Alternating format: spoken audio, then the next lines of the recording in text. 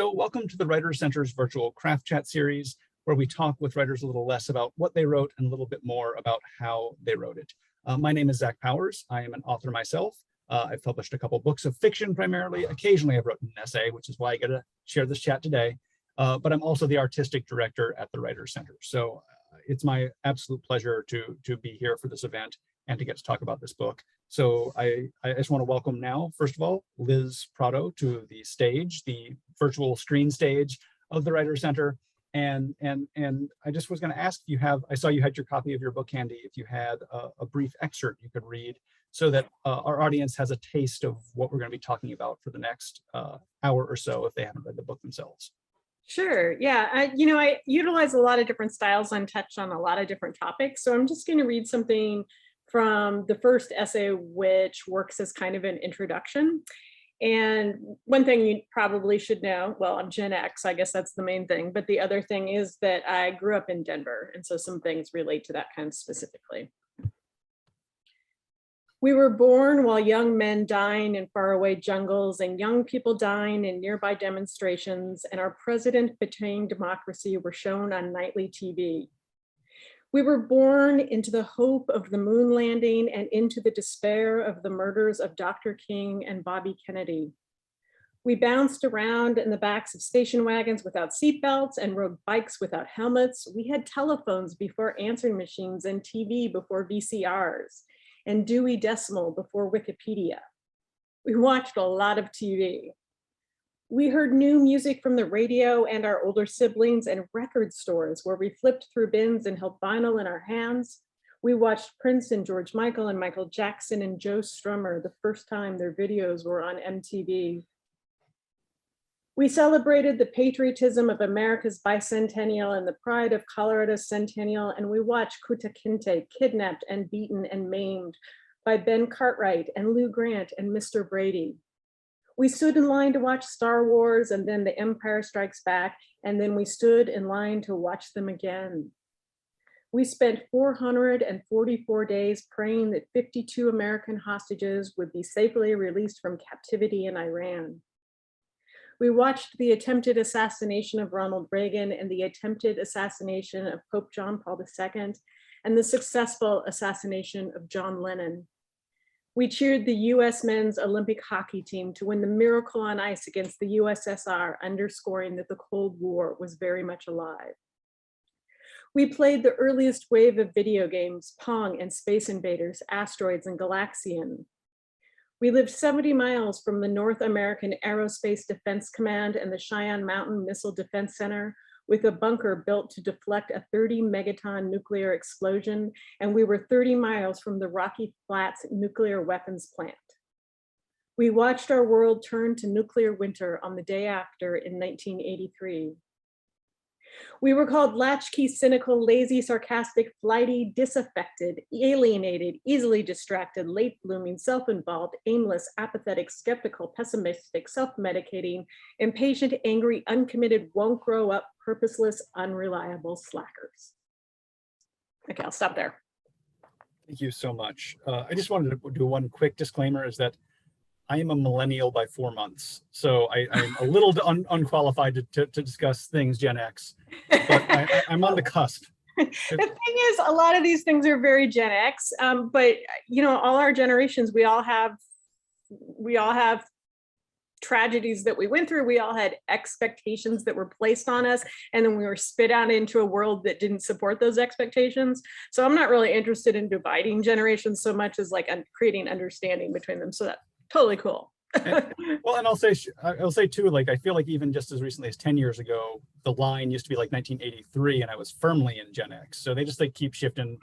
Keep moving it. It's true. I feel like there's an essay on my generational identity not being moored. But back to you, because this is what we're here for. Whatever. We can talk about Zach too. I don't care. So in your own words, who the heck are you besides a Gen Xer? Okay, so I'm a writer, obviously, living in Portland, Oregon. I have 3 books out right now. The first one was a short story collection, and Zach, you said you were a short story writer, correct? Yeah, still love short stories, and that's called Babies on Fire. And then my next book is an essay collection called Volcanoes, Palm Trees, and Privilege, Essays on Hawaii. And then this last one is Kids in America, a Gen X Reckoning. I've also been a massage therapist for over 25 years now, and I'm just starting to transition out of that. And wow, those are the main things. And anybody can ask me anything else they want to know, basically. So to the questions about the craft of writing, the first question is the hardest, so let's get it out of the way. Okay. What's a question you really wish someone would ask you about your writing or writing practice? In other words, what haven't you gotten to speak about before? That is the hardest question. And it's like something nobody's ever asked me before. So that in and of itself. Yeah, I wish people asked me more to talk about the reality that writing is both an art and a commodity. You know, like when we're working on a story or an essay or a novel, we're really immersed in it as a work of art. We apply imagination and craft, and which means the work is still sort of precious. And I don't mean that in a sarcastic way. I mean that like it's so close to our heart. But as soon as we've published it, we've stepped out of that world and the work becomes business and commerce as well. And even if you're just sending short pieces to literary journals, which are definitely more appreciative of the artistic aspect of writing, they're still running a business. And that element, the element of commerce, is going to get in the mix. And then if you want to publish a book, then sales and marketing and distribution and profit and loss become important. And it's really easy to lose sight of the art and even lose sight of ourselves when we're trying to meet these new weird sets of expectations. And sometimes they're expectations that, you know, we're not involved in setting and have relatively little control in achieving. And that's just so incredibly bizarre and stressful. And almost every writer I know deals with this at one time or another, but we're not really talking about it in advance as much. And I don't know anyone who has this all figured out and doesn't struggle with it. But for me, it's a constant remembering that I have to do, a constant renegotiating with myself. That what matters is I love to write. And what matters is I love it that when my writing connects with other people. Thank you. And I'm going to go to the chat window real quick. I usually wait a little bit, but this question seems directly related to your just previous comment. So, do you first consider the essay you want to write and consider where to try to get it published, or the other way around? I always write first. That's all I'm thinking about. Yeah, I'm not one of those authors that pitches and writes on spec, or doesn't write on spec. I write everything on spec, because that's what an essay is to me. It's a puzzle and it's a figuring things out. It's not I was assigned to do something and then maybe I'll figure it out. If I care enough to write an essay about it, I'm going to do it. It's the act for me that's important, not necessarily just the end product. Yeah, great. So one thing I think about a lot with writing is that writing for me, and I know for some others too, is the act of thinking on the page. Mm-hmm. I don't think I could write if I knew what I was going to decide the thing was about. I'm not inspired to do that. If I undertake this process, whether it's an essay, whether it's a short story, especially with a short story where I'm like, I don't even have a point. I know I'm not going to have a point until I get there. Right. So it's this idea of thinking on the page. I hope I'll come out different on the other side of the process of writing. So how did your thinking about the subjects in the book, which everyone should buy, change from before you started writing about them to after you started writing about them? Well, I knew that in some of the essays, well, in most of the essays, I was trying to connect dots. Like I had these questions about why did this happen? What does this mean? How did we get here? And I had bits and pieces, and I knew some of the other pieces of that puzzle were going to come through me linking, like just the process of, oh, this makes me think of that, and which makes me think of this, which makes me think of this. And then those things really made me like, oh, I should be talking to so-and-so, or I should go back and reread this book or watch that movie or this and that. And that just expanded the world for me. So yeah, when an article is when you report something, and I think an essay is when you investigate something. And that's the difference for me. I go into it, like the whole reason I'm in an essay is because I want to investigate something. I am going to find out things I didn't know. And I think the examples of that were the most profound to me were the essays that I wrote about sexual assault that happened at my high school. And that there's at least three essays in the book that relate to that. And originally I thought they were going to be one, and it became so big, which is what surprised me the most and disturbed me the most, but it became so big, I had to break it into separate essays. Mm-hmm. Did I answer your question? Yes, absolutely. Okay. Yes. So one thing that related to that, though, is one thing I think the book does is it brings a contemporary, I mean, I think maybe writing in general, but this book in particular brings a contemporary understanding, a contemporary perspective to the past using the better thinking of the present. And I think that's one of the big issues that this book addresses, is that good thinking wasn't around necessarily, at least in popular discourse. I'm sure if you dug through some headier tomes, you might have found people addressing these things, but wasn't talked about between pals. There was no Twitter covering these topics. Yeah. So, and that's hard for me to how you reckon with the past based on the better thinking of the present. So how do you use contemporary popular discourse and contemporary thinking that's more accessible as a lens to look back at events from a time when such thinking wasn't prevalent? Well, when you say contemporary popular thinking, are you talking about pop culture, or are you just talking about like the kinds of things we're talking about on Twitter, what's in the zeitgeist right now? I mean, I guess zeitgeist, but also, I mean, just, and you mentioned at one point, you mentioned the act of learning in one of the early essays, that learning is an important part. And I was just thinking that, I wasn't exposed to a lot of the things which are just, it seems like Gen Z can just talk about off the cuff. Right. I didn't hear about till I was late 20s and had to assimilate into my thinking, which had just been absent for that previous period. Yeah. And I love that generation and that they're doing that. I'm so incredibly impressed by them. I just can't even imagine what they're going to get to their adulthood and look back on and go, oh yeah, we didn't talk about that. We didn't know about that. It just seems like they're just so good about those kinds of things. And I think they definitely, in the consciousness that they've been bringing to events, has had a huge impact on me and is a part of what made me want to go back and look at, well, when I was their age, what was I thinking about? What did I know? What did I not know? What did I turn a blind eye to? And, that's the thing you really have to reckon with, the things that were there, but we chose not to think about. I think remembering and looking back is a pretty natural process, especially when we get to a certain age. Because I'm not saying that, I'm 55 and I'm not saying that life ends, in 5 years or anything, but there's a lot of how did I get here? And I was thinking, especially after the 2016 election, there was a lot of how did we get here? How did we get to this point? That kept spurring that forward. So it was really, for me, a relationship. There was really just this constant dance between here we are in the present and the past, and those two linking together because they're interconnected all the time. They're not, past and present are not two separate concepts. How do you,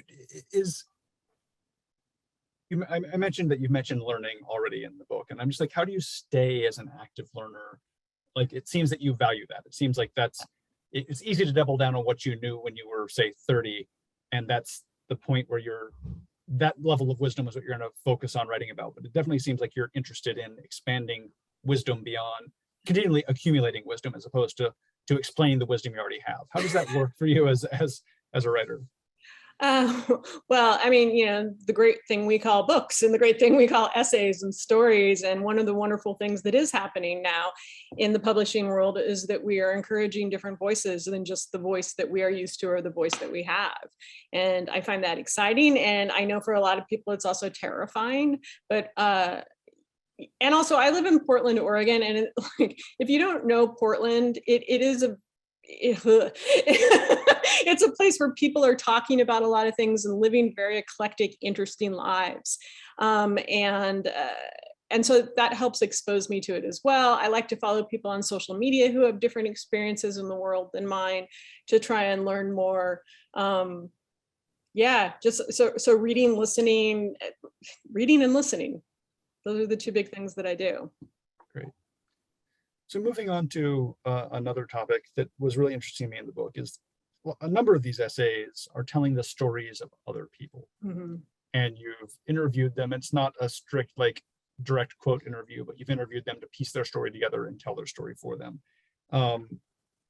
And that seems like a crushing level of responsibility that I never want to undertake myself. but kudos for doing it, I think, with grace and care. So what is your responsibility to the people whose stories you tell, stories that maybe overlap with your own but aren't your own? Oof, wow, that is huge. Yeah. And it is a huge responsibility. And I think I told a few stories of people that I interviewed in my last book, Volcanoes, Palm Trees, and Privilege. But this one, I felt the weight of that a lot more because they were so personal. And some of these people were telling me things they hadn't told other people before, or they hadn't looked at in this certain way.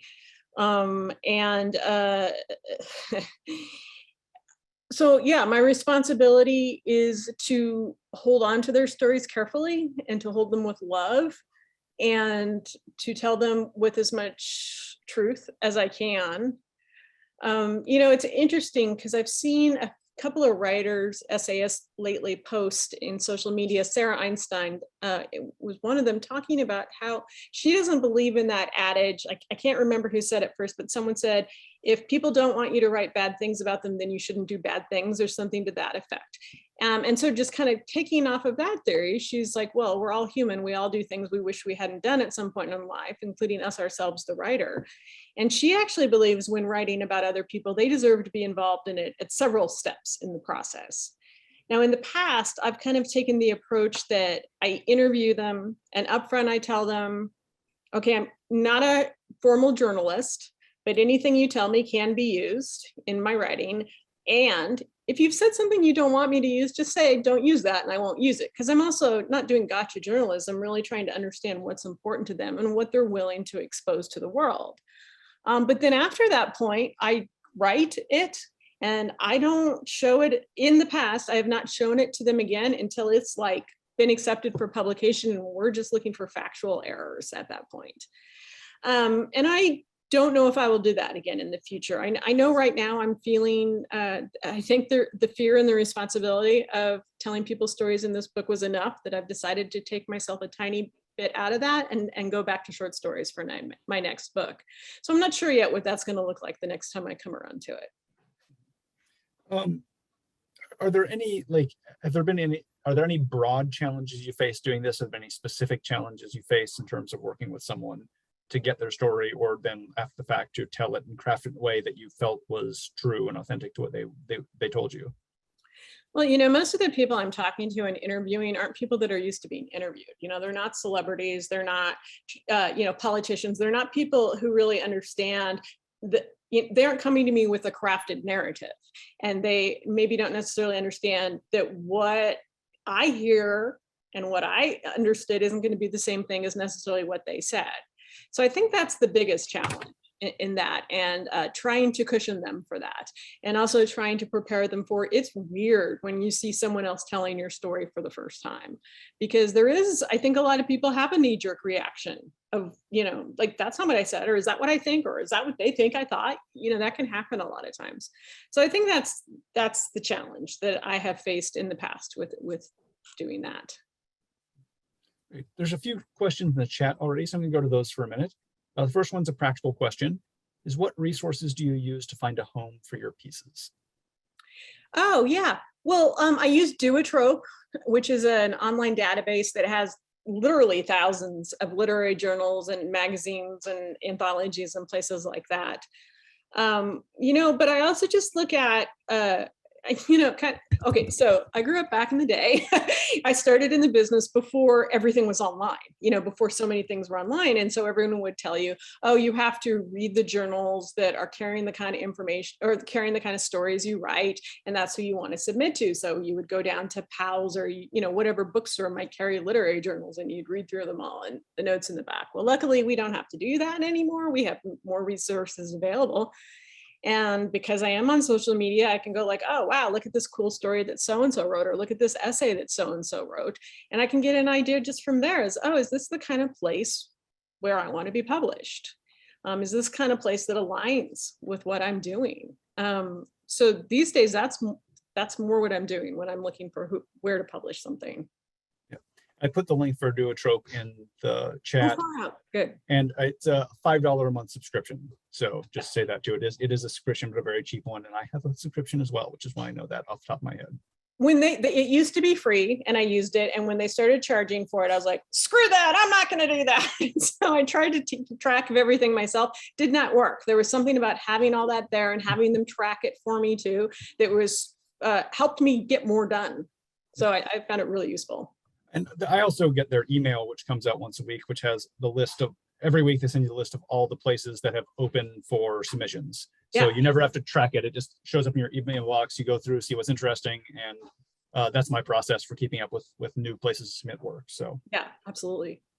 Great. So there's two questions in the chat that are related. So I'm going to share them both at the same time. Do you regret anything you wrote that was published in the past?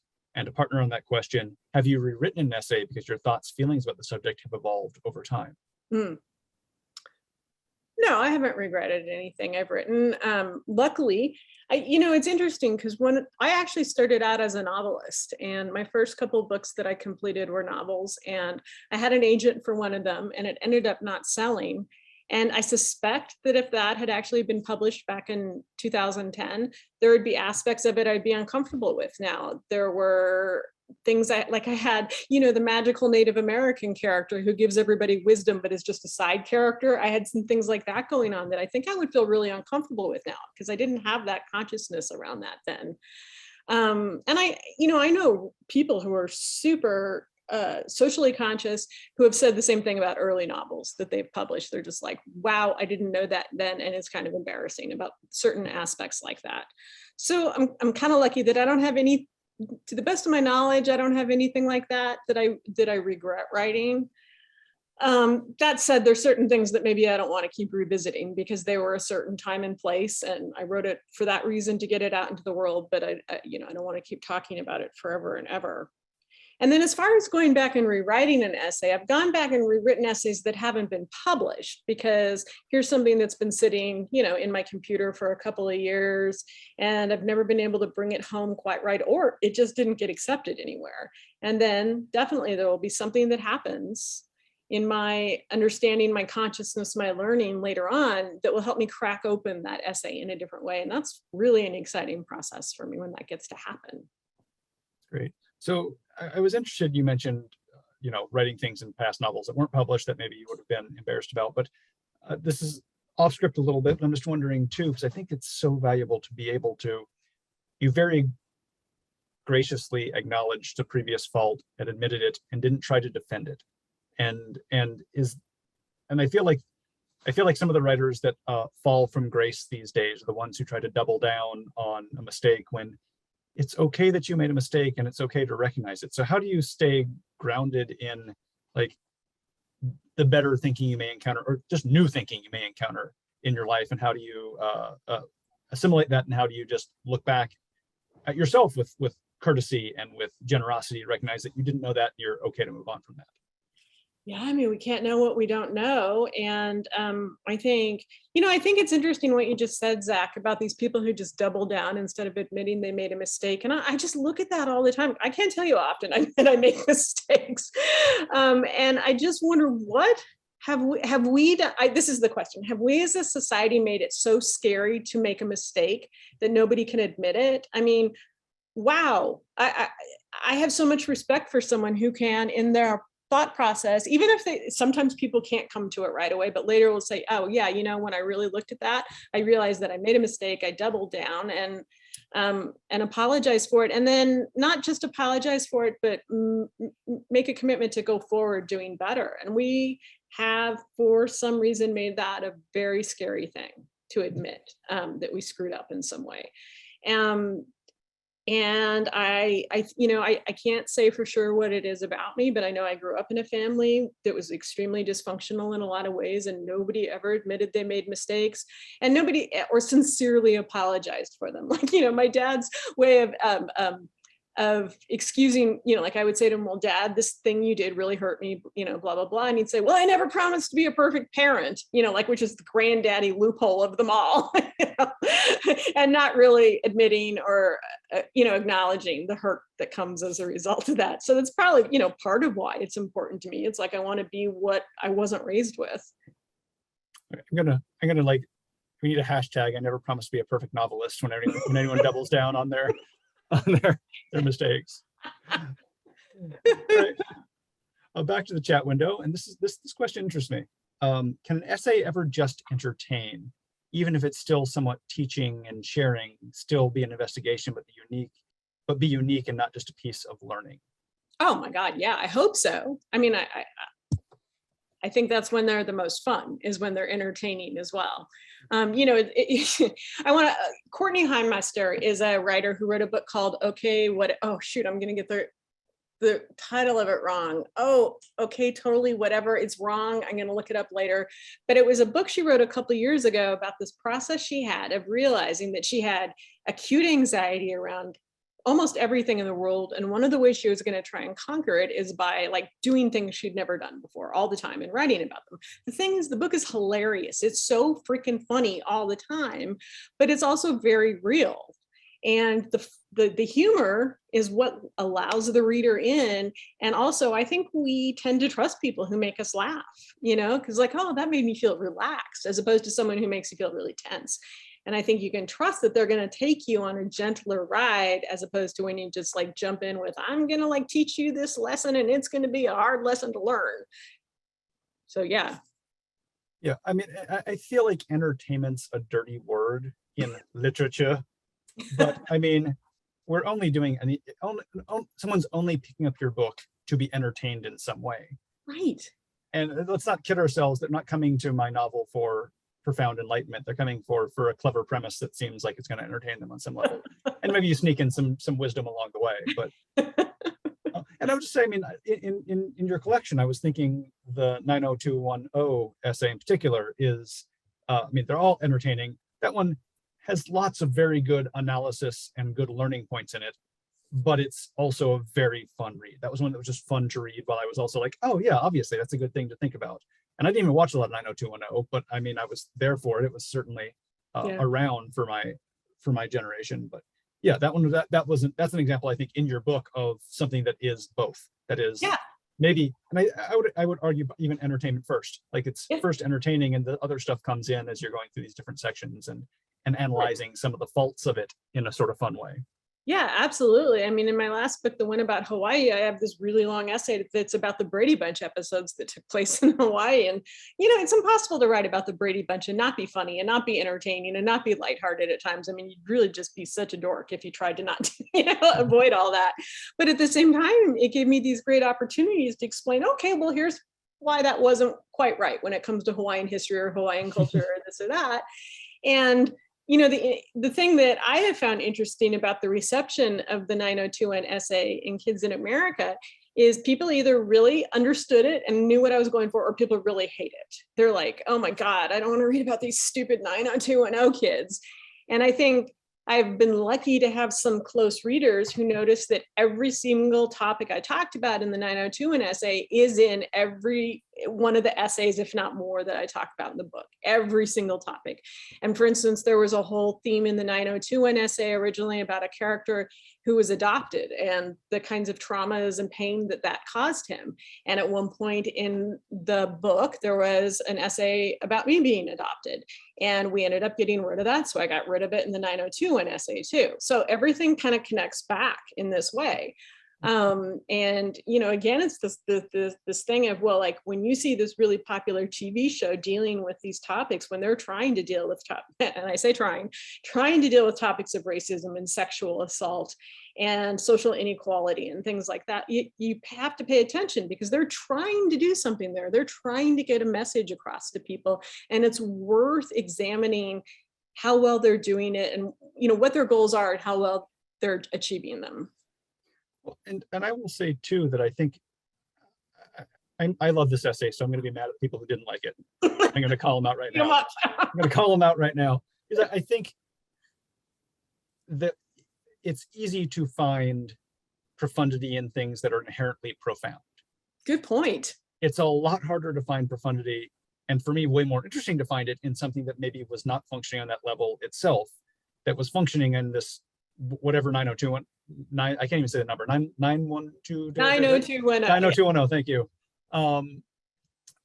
Was doing. And so that's just way, it's always way more interesting for me if someone has a clever, interesting, thoughtful academics sometimes take on this thing, which is otherwise outlying academia or outlying whatever they're, yeah. So I'm defending it. I'm mad on your behalf. Right, man. Yeah. you tell them. So we have another question in the chat. I'm 54 and I'm looking around for contemporaries who are rethinking the 80s. For a podcast, they just interviewed Sari Botten. I was just going to suggest her book. So you took that answer away from me. So wondering if you have any other Gen X writers who influenced you as you write this collection, other than the one that's already known. Yeah, okay, sorry. It was someone I was going to recommend. Chuck Klosterman just wrote a book called The 90s, which, I would suggest that you do your best to reach out beyond the white middle class view, which is what all three of us have in common. And I really, every time I go out and talk, I just keep saying, like, I want to hear the book. My lens is very narrow and it only speaks to my experience. And I want to hear more stories from Native Americans, from people who are gay, lesbian, bi, trans, because trust me, the 80s were not a fun time for them. And people are, all of the people who are not white middle class cis het people, basically. And you're reminding me, and I appreciate this a lot, you're reminding me that I should really have a to-go list of people to recommend that are telling the stories outside of my own, because I know I have them and they're just, at this exact moment, they're not coming to me. So yeah.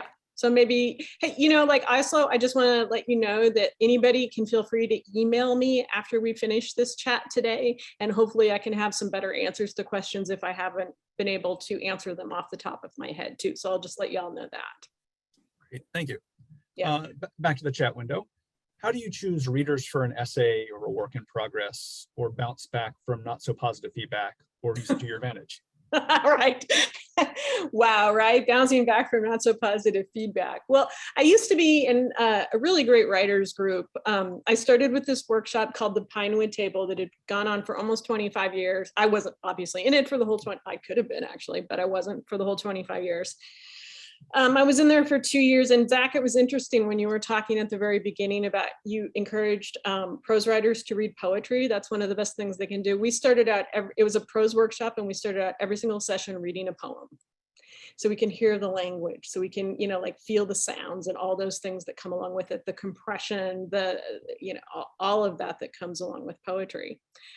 And then after that, after I stopped being in that workshop, I was in several peer writing groups. Then I got to a point where that wasn't really working for me. One was because the timeline gets kind of difficult to accomplish things. The numerous voices was difficult for me. And also in 2013, I came down with chronic fatigue syndrome. And so the amount of energy I could output and, even bring in really changed a lot. So what I started doing instead was just picking very specific people. Like I had 3 people that I would be like, okay, this essay, I need 3 readers on it. And I wouldn't have them all read it at the same time very often, although a few people did for the Gen X book. And I started looking at, so I have kind of 2 groups of readers that I try to do. I try to have one group of readers that are people I know really well and trust me. And then another reader who isn't somebody who's invested in my own personal story in any particular way and maybe doesn't know that much about it, because I think that's a really valuable perspective. Because people who love me, even if they're really good readers and writers and give me really good feedback, that's always going to be a filter that they're seeing things through. In terms of bouncing back from difficult feedback, it takes time. I don't have any magic bullet. I know that sometimes when I first get it, it will be upsetting, and it's gotten easier over the years for sure.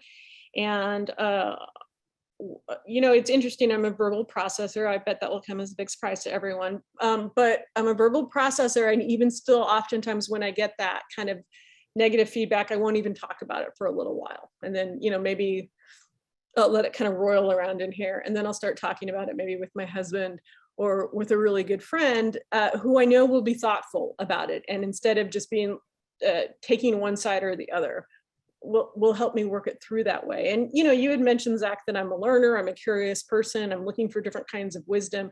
And so eventually, usually, that same quality makes its way into the way I interpret feedback. And when I get negative feedback, I try and figure out, what they're really trying to say. What is the thing that they're getting at that's the problem, and how can I address that? Great, thank you. So I think we're at the end of the current questions we have from the chat, but please keep them coming, and I'll go to my questions for now, but I'll bounce back to the chat if you have more. Oh, cool. These were all questions from other people. That's great. So I had some questions. One of the things that was interesting to me was nostalgia. And more importantly, overcoming nostalgia. I know I'm always nostalgic for my own past, even the parts that weren't necessarily rosy, but you don't want to become too nostalgic in something that's a thoughtful, critical essay, because then it's become syrupy and sappy. So how do you control nostalgia when you write, especially in the personal essays, as opposed to the ones that are maybe a little more investigative or interview based? But also the essays are all really engaging, and this might be a revision question. So how do you, what makes them interesting in a way that empty nostalgizing would not make them interesting? I'm wondering if that's something you maybe discover during the revision process. There's things you add or cut to make them a little more broadly narrative, instead of, you know, sitting with an old friend sharing, remember that TV show? I actually had a whole essay that was originally in the book that was sort of like that. That was an old friend and I was in Denver in 2010 for the AWP conference that was going on. And I got together with this old friend from high school, and we hadn't seen each other in several years. And we were both at these really critical points in our lives where shit was happening and it was hard. And a lot of it was about us talking about that and talking about our past and driving by old haunts and stuff like that. And I just finally realized, I mean, I had that essay for years and years in different incarnations, and it was in the book. And I realized, what is this actually getting at? What is the point of this? What question is it asking? And it wasn't asking a question at all. And, you know, that goes back to, again, what I think essays are. They're not answering questions, they're asking questions. And so that's something I try and look at. And, you know, like when I first conceived of this book, I thought there was going to be a lot more nostalgia, like things about Fisher Price toys or talking about the Breakfast Club or something like that. And then I realized there's nothing there really. I mean, there's a few little things there. I could have written a little flash essay about this or that or the next thing, but I didn't feel like it was anything that was going to broaden anybody's perspective. It wasn't going to enrich anybody's life. It wasn't going to make them see things any differently than they had before. It was just more of like, you know, talk about the ultimate echo chamber. That's what nostalgia is. You know, I'm on a lot of message boards and Facebook groups for Gen X, and it's all, hey, remember when? Yeah, we all remember that. Cool. You know, and that's fun for that. But like for a book, that doesn't carry it. Yeah. Well, let's give you a quick moment. What are some like absolute touchstones of nostalgia for you from your Gen X period? Just a handful of things that are like absolutely seminal to your experience as a Gen Xer. Oh, wow. Okay. Well, wow, nostalgia. I threw it, curveball, I'm sorry. There's so many things I remember, it's kind of hard to pin them down. So I just came back from doing a tour event in Denver, which is where I was born and raised. And I saw some old friends and we were sitting around dinner. And the next thing you know, we are all going on about different concerts that we saw at Red Rocks. And so growing up in Colorado, Red Rocks is a huge touchstone in that way. And I saw The Cure at Red Rocks, and I saw The Pretenders and Stevie Ray Vaughan and the Grateful Dead. And, you know, and there was a concert venue in town called the Rainbow Music Hall that was sort of infamous. It was this small venue, like maybe 1,000 people. And I saw the Eurythmics there, and I saw Frankie Goes to Hollywood there, you know? So I think a lot of that kind of nostalgia is around pop culture moments. And, you know, I think one of the interesting things about Gen X is I think we were the first generation where almost every experience we had was branded in some way. You know, toys were really into branding. McDonald's, you know, the food we were eating was branded in a different way. You know, cereal had these cartoon characters associated with them. And so that was a brand that associated with it. Like if you drank Dr. Pepper or Mountain Dew, it meant you were more of a rebel than if you drank Pepsi, you know, or something like that. And then even when MTV came on, music became branded in that way. Musicians themselves, Madonna, Michael Jackson, people like that became a brand of themselves. So I think a lot of the nostalgia that I have is more around branded stuff like Bonnie Bell lip smackers that all girls used back then. A lot of it's stuff like that. Mm-hmm. That's brands control us, and we will forever be in their thrall. But Maybe just think when you're mentioning concerts, Mo DeVoe has a novel called Every Anxious Wave. And yes, I love that. And I know Mo. Oh yeah. Yeah. Is she Portland too? Yes, she is. Okay, Actually, I forgot she was Portland, she's just moving back here. She had moved away for a while, and then she and her partner are just moving back there like in August, I think. Oh, yeah. Well, you can share that we talked about it, but in her novel, they have discovered time travel and they use it to go back to concerts. And I was like, absolutely, that's absolutely what I was thinking of. Like, yeah, that's the concert I go to. Absolutely. Exactly. It's so cool. Okay, so please, if you have more questions, we have some time for more audience questions, but I have plenty more questions of my own. So please ask more questions. Speaking of audience questions, my next question is about audience broadly for your writing. Especially in the more topical essays, there is sort of a didactic quality. You're sharing info I think you want people to learn from. And this is probably going back to the earlier question from the chat. You want people to learn from or broaden their thinking, not necessarily trying to teach them a specific lesson, but hey, open your mind a little bit. Let's go with this. So when you're writing, how do you consider audience? How does how you consider audience differ between a more topical essay and then one of your more personal essays as well? Yeah. Well, I think I have two things to say about that. And I think one of the reasons I choose some pop culture elements to help investigate things, like using the movie Thunderheart to look at Native American issues, or looking at movie and TV to investigate issues of date rape and why we're so oblivious to it, it seemed like, and why we let it happen, or Magnum PI. These are all things I use, and I use them because they're an easy way for a general audience, or an easier way for a general audience to step into those topics, as opposed to like, I'm just going to write an essay about racism, or I'm just going to write an essay about sexual assault.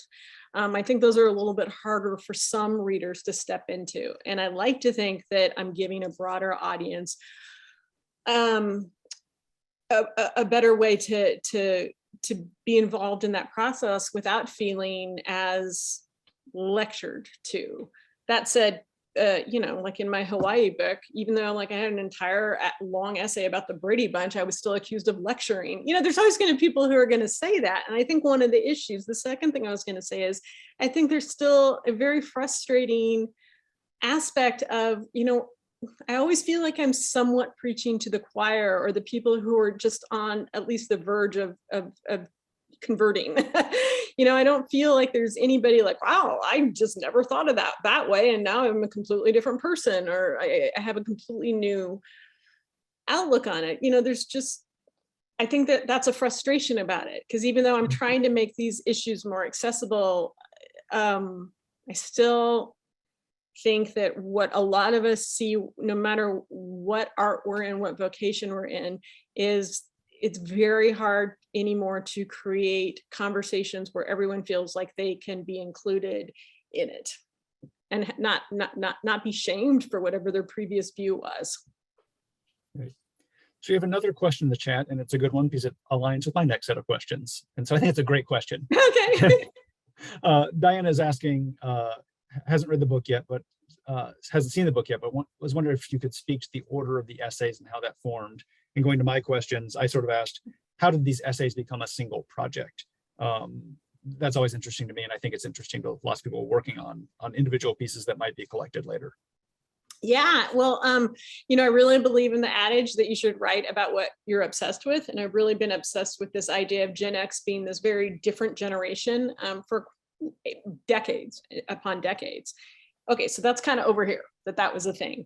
Now, some of the essays in the book are things I had already written about earlier. The essay, The Flight She Missed, which was about the friend of mine whose friends were all killed in the Pan Am bombing over Lockerbie, Scotland. That was something I wrote a while back. The essay about my friend Rachel, whose brother became a white supremacist and got involved in this enormous police shootout. It was just crazy. That was also something I'd been interested and written about earlier. And the aspects of those essays that I'd found interesting earlier were, how do we survive great losses? That's a topic that is that runs through a lot of my short stories, a lot of my essays, is the idea of loss. And what do we do with that? I was about to say, how do we move beyond that? And we don't. What do we do with it? But then, after I wrote and published the Hawaii book and started thinking about, well, what am I going to write next? I went back to that question of what's the thing that I'm really obsessed with? What's the thing that I find myself talking to my friends about? What's the thing I find myself thinking about, reading about, watching documentaries about? And it was Gen X. It was this idea of a specific generation.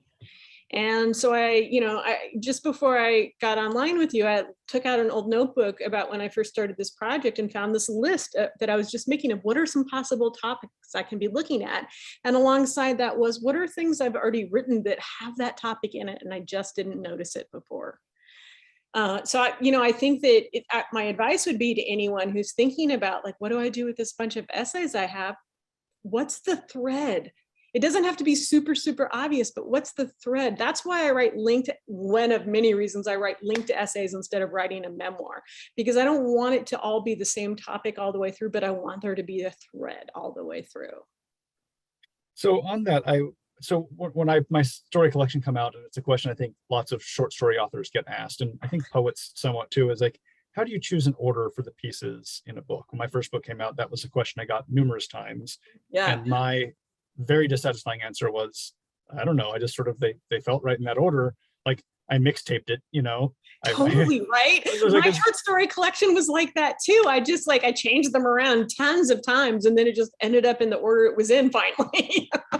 I changed around 10 times. I pretty much just I think I moved like a story once. That was like just the order I taught. Like first try, that feels right. Fast song, slow song, funny song, it's like, right.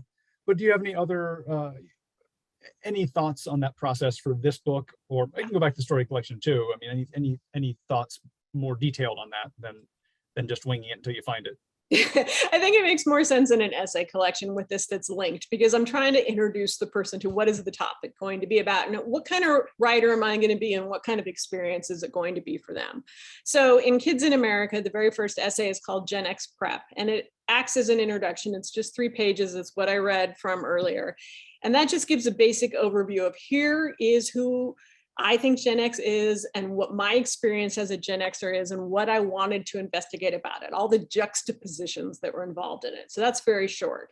And then the next essay is The Indian Way, in which I talk about my friend Nina Stayslight, who is a Native American student at this otherwise mostly white prep school. And I weave her story in with the movie Thunderheart and with actual Native American history. And I put that where I put it because it felt like it was a great way to let the reader know, this is what I'm going to do here. I'm going to tell other people's stories as well as my own. This isn't all about me. And I'm going to try and make it accessible. And I'm probably going to be using some pop culture references. And so, I start with that. I want to introduce the reader to what the experience is going to be for them. And then, like Zach, what you just said, though, it is like a mixtape, though. You start to okay, well, here's all this stuff. And this was all kind of serious shit that I'm doing. I'm talking about these big topics. And it's like, and we're going to talk about 90210. And, we're going to talk about when I was in college and I was like doing a lot of coke and being kind of a disaster and things like that, to just kind of take us out of that. And then I always try and end on a moment of hope too. That's great. Thank you. So back to the chat, there's an interesting question here, which is, I find many people of my generation, boomers, pride themselves on being pop culture deniers, quote unquote. Is that true of your generation as well? Okay, I literally don't know what pop culture deniers mean. Someone explain that. Go ahead and type in an explanation if you can. Yeah, we'll come back to that one in just a second. Okay. Yeah. So a broad question, any advice for Gen Xers for the future? Oh, wow. I don't know if that's aging advice or what that is. I just keep your mind open. And, I do think to a large extent, one of the things, I think because we've been disregarded as a generation, because we were so small and we were economically insignificant too, I think we might have the ability to maybe be a little more open. We're not quite as locked in, this is who we are and this is our entire experience. And I don't care what generation you are. If you're a boomer, if you're a Gen Xer, if you're a millennial, if you're Z, if you're whatever they're calling below Z now, be open to that generation's experience. One generation is not better than the other. One generation did not have it harder than the other. And be open to learning about those aspects of all the people around you. I mean, this is so cliche that I can't believe I'm going to say it, but we know the thing about those who forget history are doomed to repeat it. Okay. Keep sharing those stories, if for nothing else, to create compassion, because that's where we do best as a society, is when we have compassion. Yeah, I think that's great. And yeah, the advice for Gen Xers is not unique to Gen Xers. It's yeah. I think we have the clarification of the previous question still coming, so we'll get that in just a second. I do have one question I want to hit at, which I think we have time for before that. Coming back to the other question is portraying yourself in writing. Yeah. And I'm not comfortable doing that, so I don't do it. And that's who I am. But how do you approach yourself on the page? Because you seem like a very honest person on the page, but are you aiming for 100% honesty about every thought action, which seems impossible though? So what goal or standard do you sort of set for yourself in terms of honesty on the page about yourself? I try and be as honest as I can. And like you just said, I'm also pretty realistic about the fact that there's probably some barrier, self-imposed barrier to me getting there. I really admire writers who are actually able to make themselves look kind of shitty on the page, because that's really brave and hard to do, and to allow yourself to get to that. And then also allow yourself to like show yourself as kind of shitty on the page, and then get to a moment of redemption as well. Not just have it be about dwelling around in the crap. And I think, I appreciate that you say that you think I'm really honest on the page, but I do think sometimes I can do a better job of making myself look bad, realistically, not on purpose, but, just, and I don't spend as much time on that. And again, I think that's partly because a lot of what I'm doing is juxtapositions. And a lot of what I'm doing is, I'm not trying to always have it focused on me, but I'm trying to put it in a larger context. But I think I could do a better job with putting the shitty things I've done on the page, for sure. And when you're going through and in drafting and revising, do you find parts that seemed false? Do you find yourself finding places like that? If you do, how do you recognize them, and how do you resolve them if you do find places like that? I think more often than not, that's my other readers who find those things. They'll ask, but what do you think? What did you do in this situation? Sometimes I can go a little too far off into either philosophizing or into the academic historical context, or to the other person's experience who I've interviewed. And so I get a lot of notes in my margins. What about you? Where are you in this? Lots of where are you in this that takes me back to that and go, oh, okay, where was I in that? And I have to put myself in it at that point. Okay, that's great. Just a quick question on narrative, because I do believe there's a good narrative quality. And you mentioned having sort of hope at the end. I do believe you have a really nice knack for resolution of all the essays as well. So how do you, in presenting facts, pay attention at the same time to structure, to story structure, to narrative, to making, this is probably related to the entertainment question a little bit, but a little more structurally this time. How do you make sure there's something that flows forward for the whole time? I think I'm fortunate that I'm someone who, and other people have told me this, I think I have a somewhat natural knack for forward narrative, but in revision, that's always something I'm looking at as well. I'm like, does this push the narrative forward? What does this add to the narrative? I mean, I really like revision. I'm one of those freaks who actually loves it, because I think that's when the real crafting of any piece of work begins, is in that, because that's when essays for me are about asking questions. They're about exploring, and that's when the real exploration begins.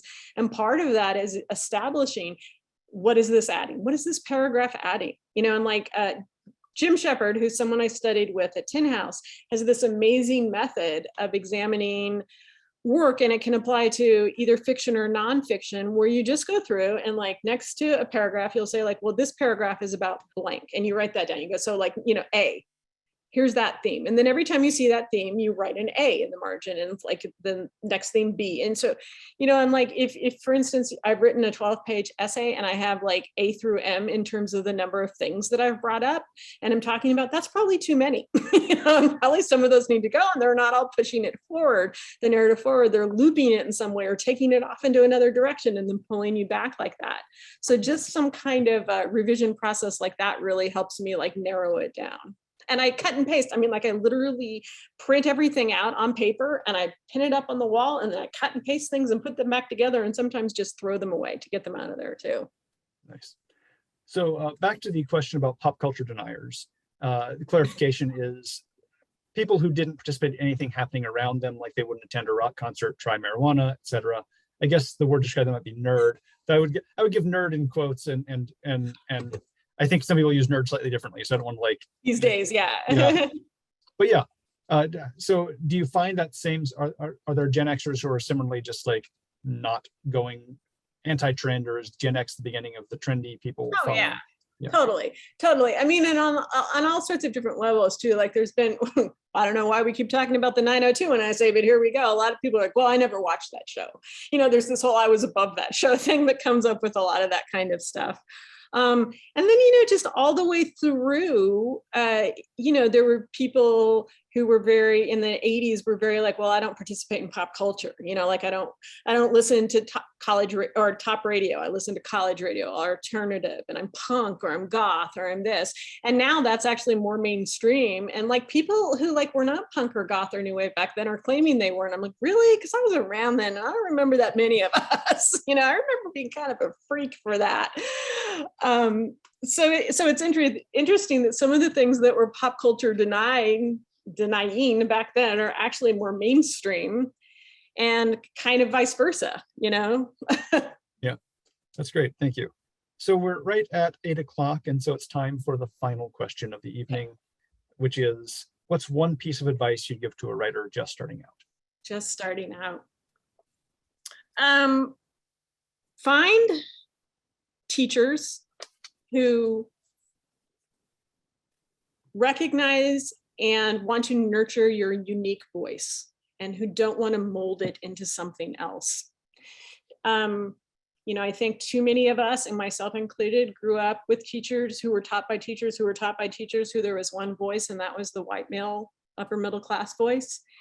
And so many people's voices have been shut down. And I don't mean voice just in terms of their ability to tell their story, but the way they want to tell it, the vernacular they want to tell it in, has been shut down as a result of that. So find somebody who like hears your voice and wants to help you nurture it.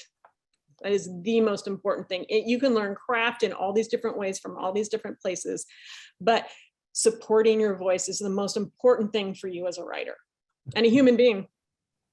Yeah, and if you can find teachers like that, it's the luckiest thing in the world. You mentioned Jim Shepard just a minute ago, who I would probably assume is on that list, though I've never studied with him directly. So, oh my God, he's so good. Lydia Yuknovich is another person who's really nurturing voice out there too. If you ever have a chance to study with her too, she's really trying to break down all those stereotypical tropes that have been shoved into us. Yeah.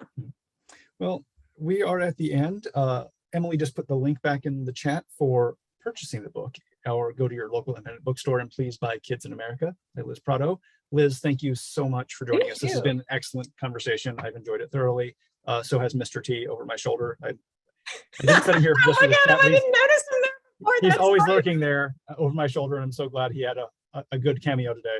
That is awesome. Thanks, everyone. Have a good night. Bye.